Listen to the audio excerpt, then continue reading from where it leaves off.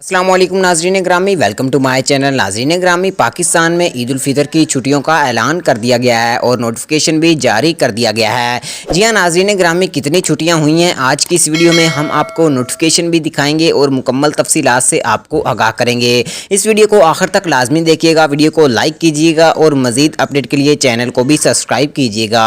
नाज़रीन ग्रामी, आपको बताता चलूँ कि पाकिस्तान में ईद उल फितर की जो नमाज है वो 3 मई को अदा की जाएगी, जबकि पाकिस्तान में ईद उल फितर का जो चांद है वो मजमूई तौर पर 2 मई को नज़र आएगा। जी हाँ नाज़रीन ग्रामी, आपको बताता चलूँ कि हुकूमत पाकिस्तान ने छुट्टियों का नोटिफिकेशन जारी किया है। पाकिस्तान में जितने भी सरकारी इदारे हैं, स्कूल, दफातर और इसके अलावा जितने भी सरकारी दफातर हैं उनमें 30 अप्रैल को छुट्टियाँ हो जाएंगी और छुट्टियाँ जो हैं वो 7 मई तक जारी रहेंगी। जी हाँ नाज़रीन ग्रामी, ये ताज़ा तरीन रिपोर्ट हम आपके साथ शेयर कर रहे हैं।